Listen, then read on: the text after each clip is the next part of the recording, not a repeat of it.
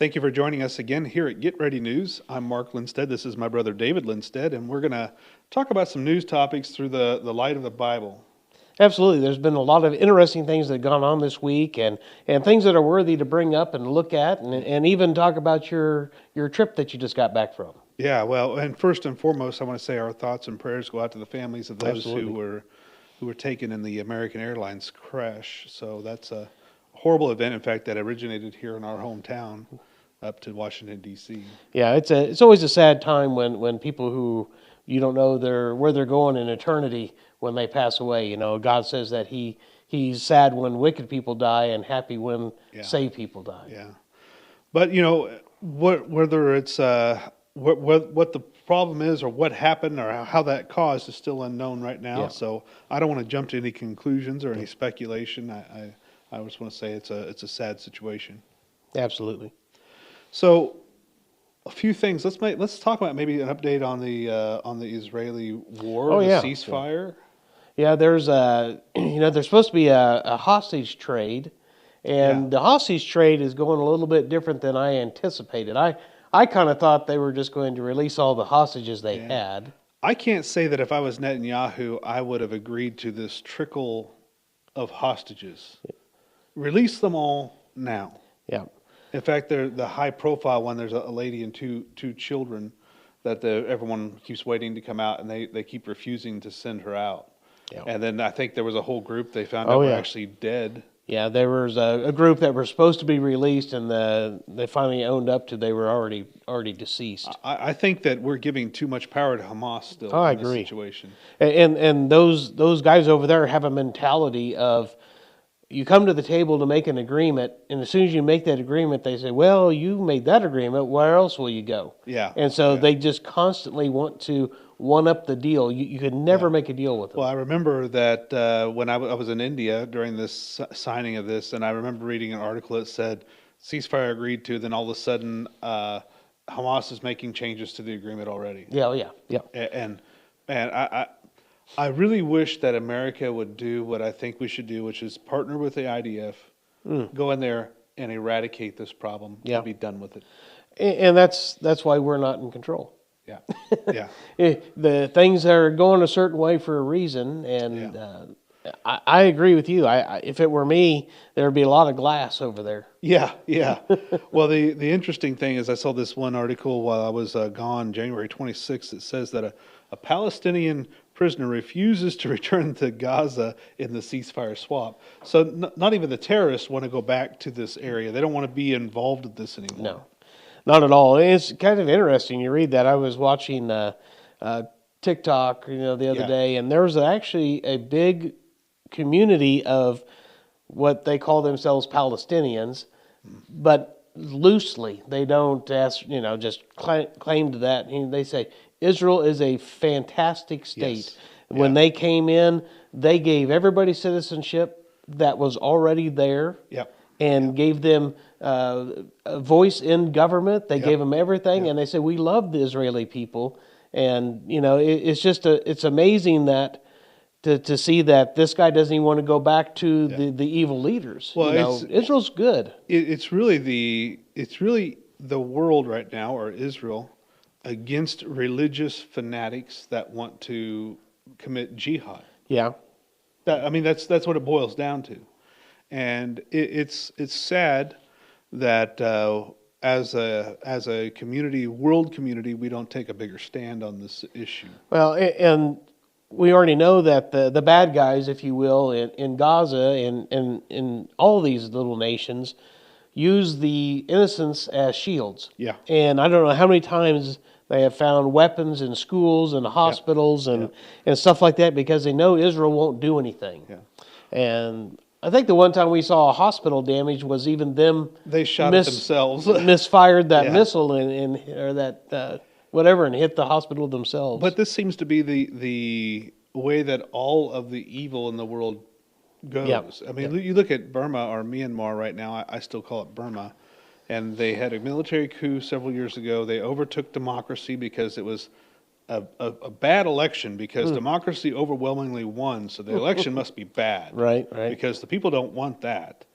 And right now they're internal fighting. Well, they're forcing conscription now, and they're talking about it even as young as 14 years of age for the boys. And what they do is they take them and they put them in front of the army when they go up to their tribal lands, so that they have to shoot their own children, or they have to fight their own children to stop the army. Yeah, it's pretty sad and sick that people could devise this. Yeah. And, how could you think that you're on the side of good if you're doing that? Yeah. Well, and I look at, I know some people over there that have been traveling recently, and the military pulls the buses over, gets you off the bus, and goes through your phone. If you have anything bad to say about the military on your phone, you're going to prison. Wow. If you have a VPN on your phone, because they're monitoring all traffic in and out of the country on the internet. So if you have a VPN, that's like a $3,000 fine, which is way more than anyone makes over there. That's like a lifetime. Yeah, and I mean, evil is evil around the world, and it's just becoming more and more prevalent. In fact, evil continually. It's like in the days of Noah. Well, are we in the last days? I think so. I think so. We're seeing an increase in a lot of different things. Evil, number one, just everywhere and anywhere. I think I see increased demonic activities. Yeah. There's a lot of people talking. About some spaceships that are supposed to be all around the world right now, and they're waiting to decloak, but of course that date keeps changing. but I find it interesting. One of those people actually discussed the rapture, and that the rapture isn't what the Christians think it is. It's for when people go to the new earth. Some people are going to go to the new earth, and some will stay in the old earth, and frequency and baloney. I hate to tell them this, if they read the Bible, that doesn't line up. That's correct. It does not line up. And I've even had people who say that we can alter the end of time biblically. They're like, oh, well, if we have the third temple built, then we bypass all this other evilness, and the tribulation won't happen, and we'll be in the new heaven and new earth. And I say, oh, that's interesting. So is that the same temple that the abomination of desolation is going to happen in? Yep. And I hate to tell you this. I know I know it sounds good not to have tribulation. Yeah. But the promises of God are yea and amen. Absolutely, amen. And He's promised Israel another period of 7. That's right. The tribulation will happen. There's no stopping it. There's no alternate for it. The best thing you can do is to be saved and to be raptured off the earth, so you don't have to go through the wrath of God. The wrath of God is to bring Israel back to Him.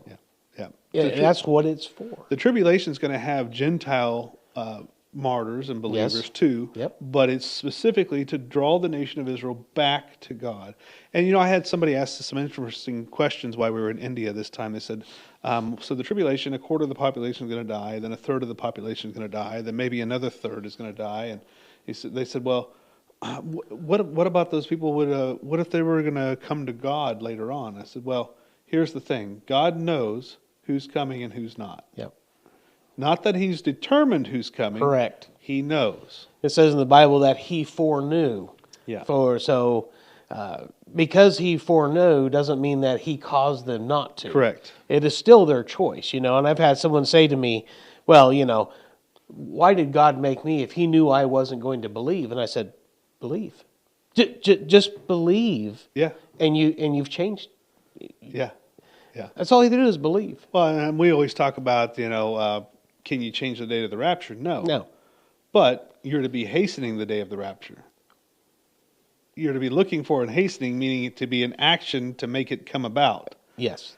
So the Lord knows, let's say tomorrow is the day of the rapture, and the Lord knew that it was going to take Mark up until today to share the gospel with the one person he should have shared it with to complete the bride, and then the rapture is going to happen. Now, did the date of the rapture change? No. Did my mindset change that I did the things that I needed to do so the rapture would happen? Yeah. So that's a whole mindset. Yeah, and someone would say, well, we've got 4 more years now. Well, Trump's God's already knows what the end date is, and nothing we do here changes that date. Yeah. Yeah. So I agree with you, but it doesn't mean that we're not working toward that, and we're not doing, as you would say, going about our Father's business, which is winning souls. Exactly. It's such an interesting mindset to see people who are like, well, do I have to? Yeah. And we were talking at at a workers and elders meeting there in India also. And we were discussing 1 Corinthians 3, where it says, if all your works burn up, it's okay, your soul is still saved. Yeah. Speaking of eternal security and salvation. And one of the guys stood up, an evangelist, stood up and goes, well, then why would we do good works then if we're all going to be saved? And I thought that was a strange question from an evangelist, first of all. Yeah. Second of all, I said, okay, this is the way I look at that. If you're not doing works, let's discuss what that looks like, because every time we talk about Ephesians 2, 8, and 9, Yeah. people forget there's verse 10. Yeah. You're not saved to works, lest any man should boast. It's a gift of God. Verse 10 says, but you are saved unto good works. Yeah. You're saved to do the work of the Father. You're saved to do the work of Christ. Right. And so I said, here's one of my question is, if you say, I'm secure in my salvation, I don't need to do any work. My question is, do you love Jesus? Because if you love Jesus, you'll do what he told you to do. And if you don't love Jesus, maybe you're not really... Absolutely. And that goes back to James 2:14. Yeah. Faith without works is dead. Well, that he's not saying that you have to do works to be saved. No. He's saying if you are saved, if you do claim to be saved, you do claim to have the faith, you will want to do the works, and you will do them, and it will be evident that that person's saved because he's doing what God wants him to do. I just think it's so interesting to see the idea of, well, if I'm saved, why should I do this? Yeah. Well, you should do this because you love the person who died for you. I think there's going to be levels of heaven, if you will, and there's going to be a better intimacy with God depending on the type of life that you live here. See, I'm not fully aware of that situation, but what I do understand, if I remember correctly, the crowns you earn will determine the level of administration you have in the millennial kingdom, I think. Yeah, and there's also passages where we turn them back to God. Yeah. So there's a lot of different things. I think that good works done for God, not for yourself, not to build yourself up in other people's eyes, because that's your payment. Yep. That's your reward. Yeah. But those things that you do, no one knew that you did. Yeah. And those things that you did at a pure heart, I think they count for something to God. Not that you're on a higher plane than the next person, but that your connection to God is more intimate, Yeah. And so this higher plane on person, we had this discussion also with the same brothers, and they were saying, well, so if you earn 20 crowns and I earn 1 crown, you are more prominent. And I said, no. Well, but you earn more crowns. I said, okay, here's the problem. You're looking at it through your fleshly mind. Yeah. In heaven, the focus is not ourselves. The focus is Jesus. And we're going to be thrilled that you have 20 crowns to present and I have 1. We're going to be just as thrilled. Yeah. And it's not going to be a prominence thing. It's not going to be a who's better thing. It's going to be, wow, look at the glory of God. Yeah. Look what was done for the Lord. I agree with that too. And so I was trying to get them out of that fleshly thing about myself, because we're not the focus of of heaven. And so I said, and he said, well, I don't understand that. I said, okay, here's the thing. Remember, John Yates always said this. If God could fit in your brain, if every aspect and every understanding of God could fit in your feeble little brain, is he a God worth worshiping? No. So it's okay that we don't fully understand what's there. We'll understand it when we're in our glorified bodies. We'll have a comprehension and understanding that the Lord wants us to have. But it's absolutely. And I think there's people like, and they always use this illustration because I think it's a good illustration. There's always these widows that are praying in their house that are going to have more crowns than a lot of people that were out doing TV evangelism and stuff. So just because you can't do that doesn't mean you're not going to earn crowns. Exactly. It's what you do with what God gives you. Exactly. Well, here's another thing. What you do with what you're given. Let's look at this. How about the immigration planes going back to Colombia that were turned away and then they were told to land? That was pretty funny. Trump's, I think it said, read an article reading that he just already deported 3,200 people. Lined them up and sent the planes down there to Colombia. And he tried to flex his muscle down there. And I think you're the one that said this. we got to see the art of the deal in place. The art of the deal actually working. The Colombian president said, no, they can't land here. Trump says, tariffs right now, 25% emergency tariffs. Next week, it'll be 50%. Yep. Next thing you know, you can land those planes here right now. And I need to verify this. I don't know this source is true, but somebody told me Trump did all this from the golf course. I saw that article. I saw that too. In fact, they were showing Trump in a golf cart. Before he completed 18 holes, he had the deal handled with Colombia to take back their migrants that shouldn't be here. Now, here was something interesting. A reporter talking in the press secretary. Oh. I thought Trump said he was going to send the violent ones home first, the criminals home first. Yeah, the criminals home first. And the response was, they're all criminals. They've all broken federal law. What do you not understand about this? She did such a good job, that new press secretary. Yeah. It was interesting. I've seen over and over again, and I hate to beat a dead horse, but it really was a big difference between her first day and Karine Jean-Pierre's first day. Hers was all about herself. And the new incoming administration, it was all about what was happening in the administration. She didn't talk about herself at all. No. Well, just like we were talking about heaven, she's got a job to do in the administration. It's not about her. It's about her job within the role where she's at and explaining what the president's agenda is and how that's going to be accomplished. Yes. Yeah. So I was pleased to see the art of the deal on full display. And I was pleased to see that the world still does think of President Trump as somebody who means what he says. I think that is the big difference that we have with Trump in office. Yeah. Biden, if you get him to say anything that's on his mind, that would be a miracle. But anything he says is not set in stone. Yeah. You know, they would even tell you that the Constitution is malleable and that it can be changed. Well, I remember a difference of stylistics was shown in the video, and the question was to Kamala Harris, "What do you say when Iran starts to bomb Israel?" And she goes, "Don't." Yeah, don't.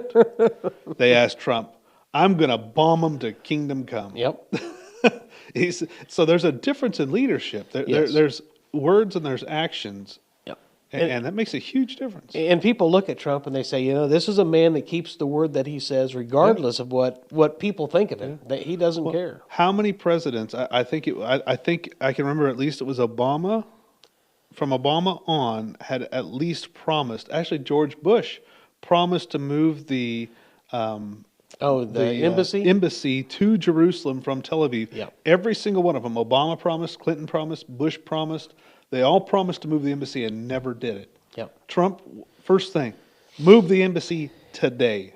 Yeah. Well, you know, it's interesting because he did that and they made him a coin. Yeah. You for know, Cyrus, right? A Cyrus coin because that was the king that allowed them to go back and build Jerusalem and the temple back. You know. But so it's an interesting thing. It's totally different style of leadership. Then I saw that Trump is opening Guantanamo Bay, and he's going to take the worst of the worst immigrants and put them there. And I think they were looking at 30,000 people. Wow. And my question is well, why aren't they just sending them back to the country? Yeah, send them where they came from. So I don't know if this is a holding place for processing to get them in there.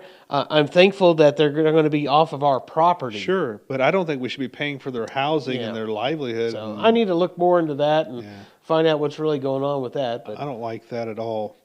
Well, you know, interestingly enough, we talk about these things, and I just got back from India. Yeah. And we have discussions all the time about current news and Bible prophecy. And here's an interesting thing about India. Not many of them are on par with national news. Or I'm not national news, but international news. Right. They've got bigger things to worry about. And so it was a really a great time there. I was in the Andhra Pradesh area and working at a youth conference for kids. There was 1,000 in attendance. Wow. Another brother, Nate Bramson, and I were the two main speakers, I guess, as you would call it. And man, what a great time we had. Yeah, I saw quite a few pictures, you know, of the big group of people, and it was interesting how many people want to hear the gospel out there. Yeah. And then you think about, well, you think about the size of Yeah. India versus the size of America. And I've heard this said, I don't know if it's true or not, but there's more geniuses born every day in India than people in the United States. And it's just because there's so many more Yeah. Indian. Yeah. I mean, it's I a think huge I population. think they're at 1.8 billion. Yeah. So we're at 300 million. Yeah, they overtook China last year or the year before in population size. So there's a lot of people to receive the gospel. Yeah. Well, and the youth conference, believe it or not, this is a conference that's for believers to get strengthened and encouraged spiritually, but of course they invite their friends too. Right. So we have 1,000 people, and out of that 1,000 people, maybe 80% are saved. So you got 200 people. So out of the 200 people, we had 20, I think it's 28 come to the Lord. That's just good. in those 2.5 days. Fantastic. And we had another several come from the meetings afterwards. I traveled from village to village in places that we've helped out, or places that we know the evangelist and did gospel messages and spiritual growth messages. And we just had a really good time. It's not easy traveling in India.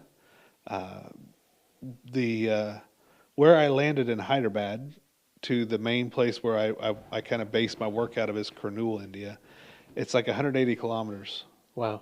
Takes 3.5 hours to drive. Oh, my word. And so the roads are getting better. Yeah. They're getting better. But of course, it never ceases to amaze me. We're on a highway at night doing 60 miles an hour. And out of the blue, there's someone coming the opposite way on your side of the highway with no lights on. Oh, my word. And it's because, I missed my turn. I just want to go back. Every time you look up, there's somebody coming the wrong way on the road. And then when you're in the towns and the villages, there's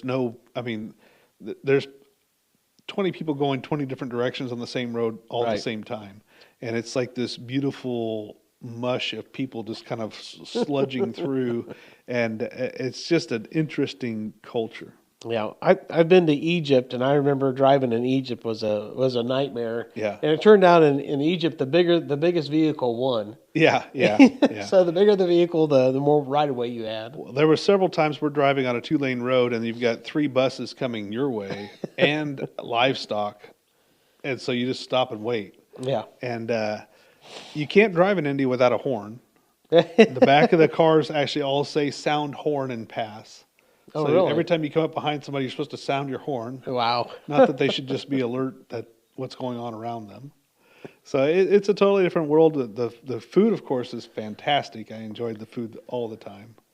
I like the spicy stuff, and so it was a wonderful time. But we're looking at a lot of opportunity down there.